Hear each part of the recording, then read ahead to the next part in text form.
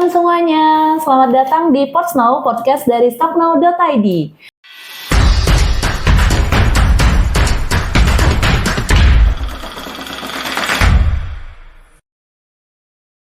Hari ini kita akan membahas satu hal yang tentunya sangat menarik dan tentu bisa membantu Sobat Cuan untuk menentukan arah investasi di tahun ini, yaitu prospek pasar modal Indonesia menjelang pelantikan dari Donald Trump sebagai Presiden Amerika Serikat. Kali ini kita ditemani oleh founder dari stocknow.id, yaitu Pak Hendra Wardana, CFP CTA CSA CIB. Oleh kita sapa dulu nih. Halo, selamat siang Pak Hendra. Selamat siang Mbak Dinda. Bagaimana kabarnya Pak? Alhamdulillah baik Mbak Dinda. Alhamdulillah baik ya di awal tahun 2025 ini. Nah, seperti yang kita ketahui nih Pak, IHSG sejak Trump terpilih menjadi presiden itu sudah turun hingga 5,7% sejak 7 November 2024 hingga 10 Desember 2024. Nah, banyak analis menilai kalau kebijakan dari Trump ini jadi latar belakang outflow dan turunnya IHSG nih Pak.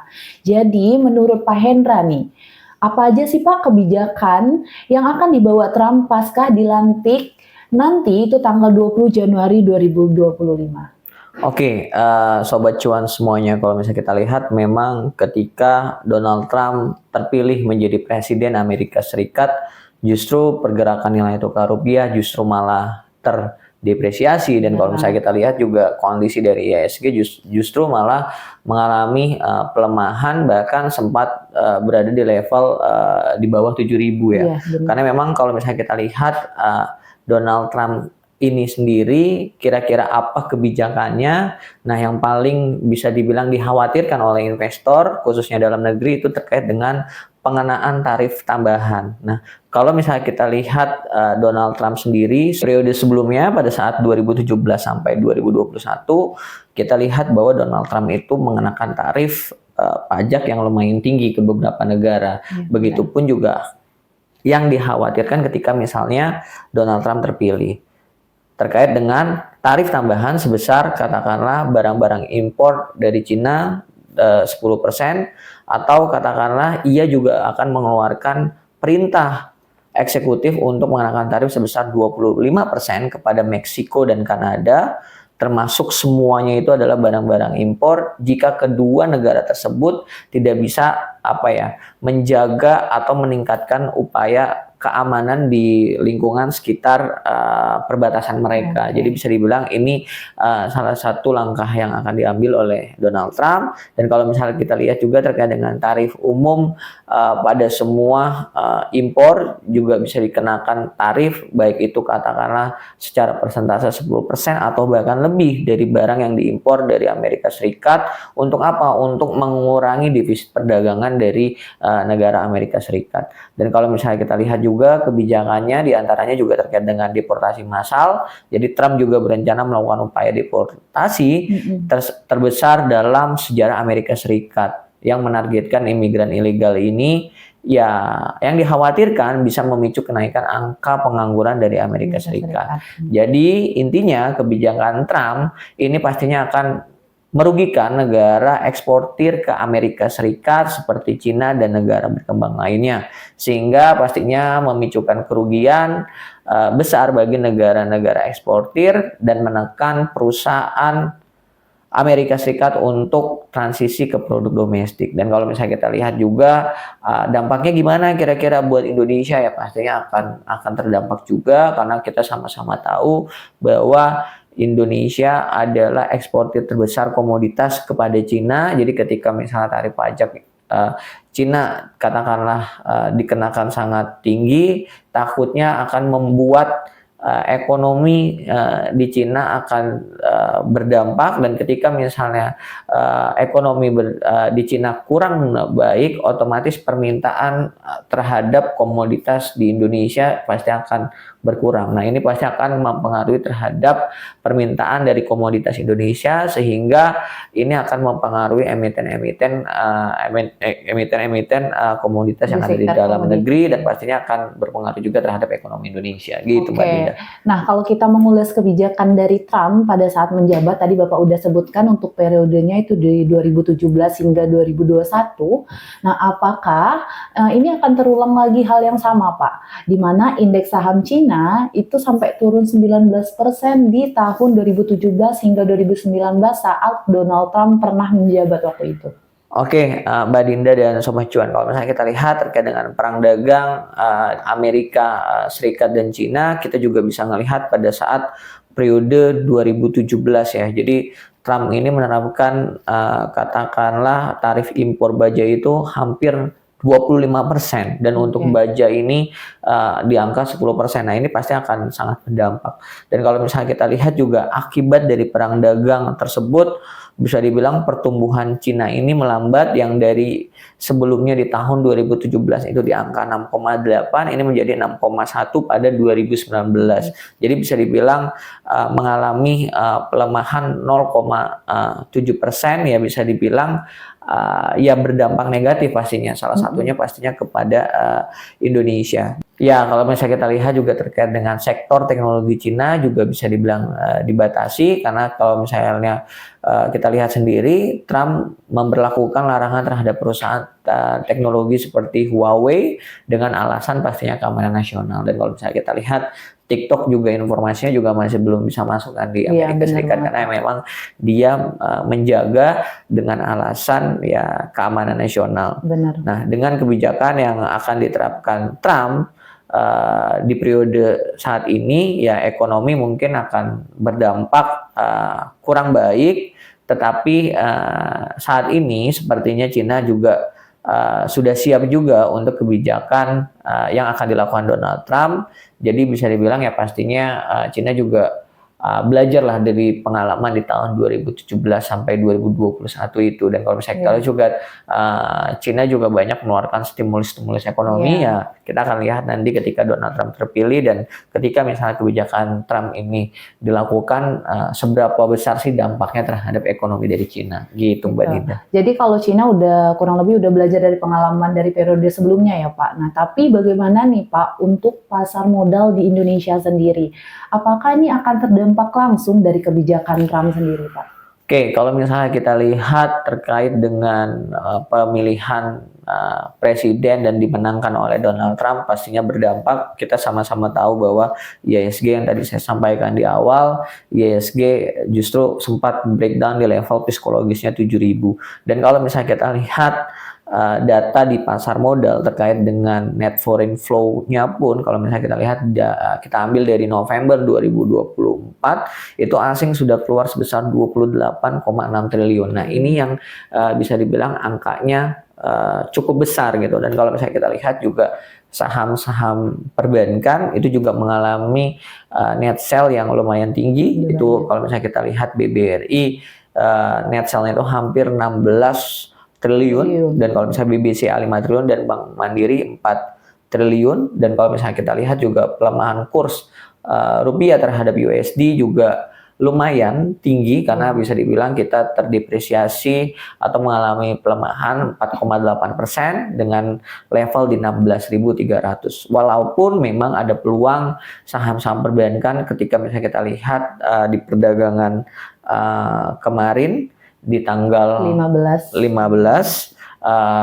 ya sudah mulai rebound saham-saham perbankan, karena kita sama-sama dapat informasi bahwa Bank Indonesia menurunkan tingkat suku bunga dari yang sebelumnya 6% ke 5,75. Jadi langkah ini diambil ya mungkin untuk menjaga likuiditas di masyarakat, yang kita sama-sama tahu bahwa daya beli masyarakat lagi rendah. Tapi ya pastinya ketika misalnya BI menurunkan tingkat suku bunganya, ya terbukti nilai tukar rupiah justru malah melemah gitu loh, malah makin melemah. Tapi kita akan lihat nanti ke depannya. Tapi kalau direspon oleh pasar kemarin pada saat di tanggal 15 Januari, saham-saham perbankan sudah mulai rebound, dan saham-saham seperti BRI, Mandiri justru asing sudah mulai kembali net buy, walaupun memang jumlahnya masih tidak signifikan.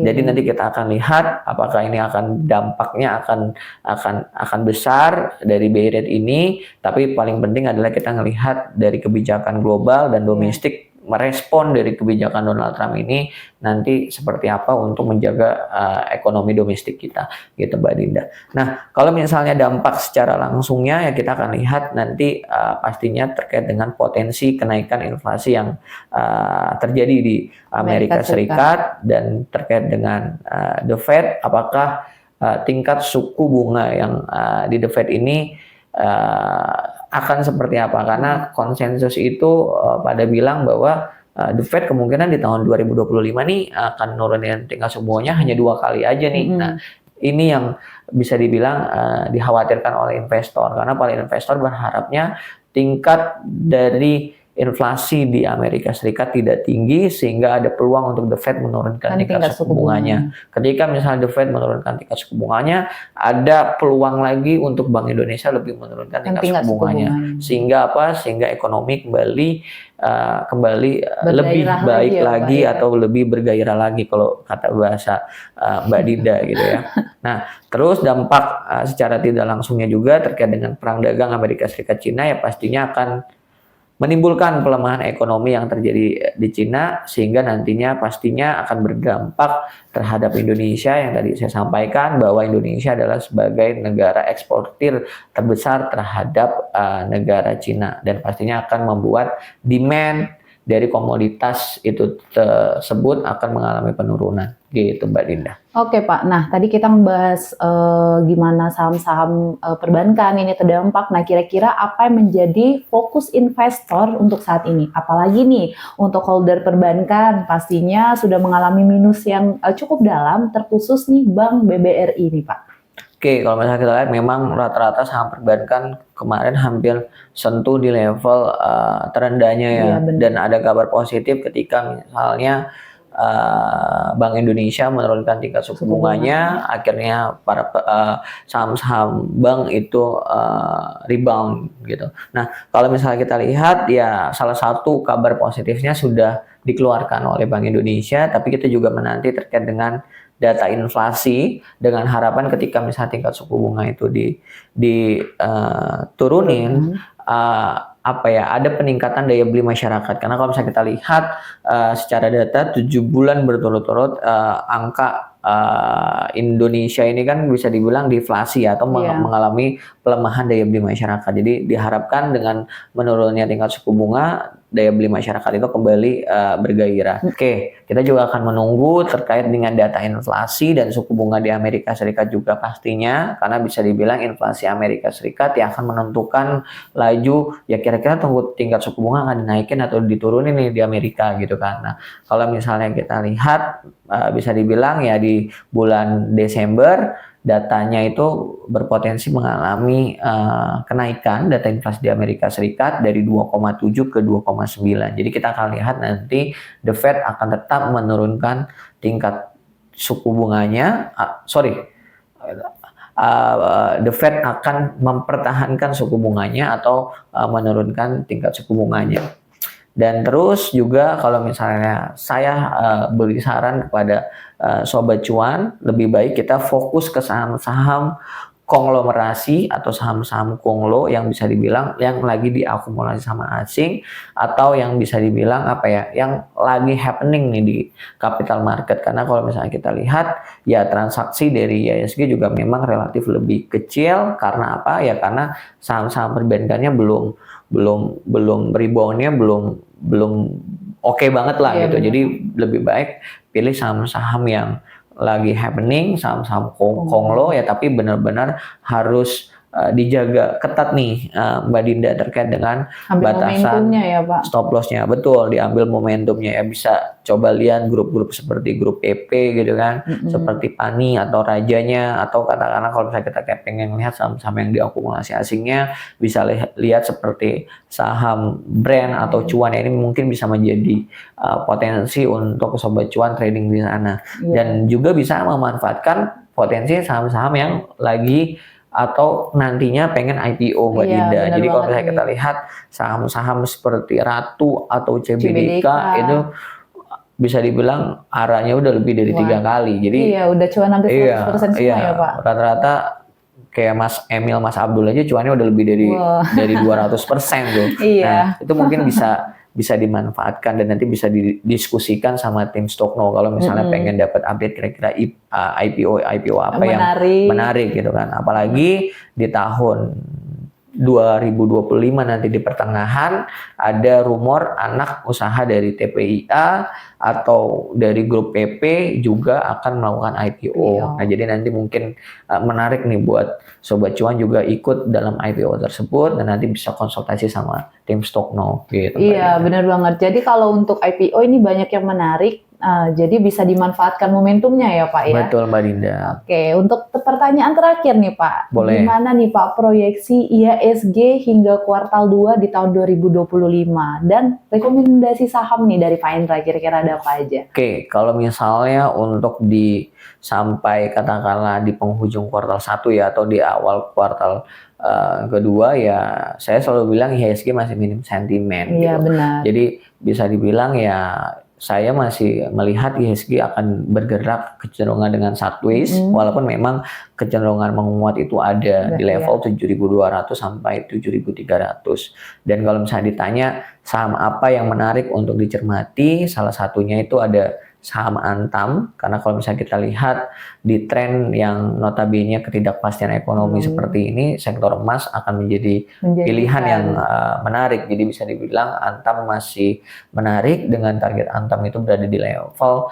1.540 sampai 1.600. Terus juga ada saham Aces. Jadi kalau misalnya kita lihat saham Aces juga menarik untuk dicermati dengan target profitnya untuk saham Aces itu berada di level 800. Terus yang ketiga kami menjagokan sektor CPO, salah satunya itu ada LSIP.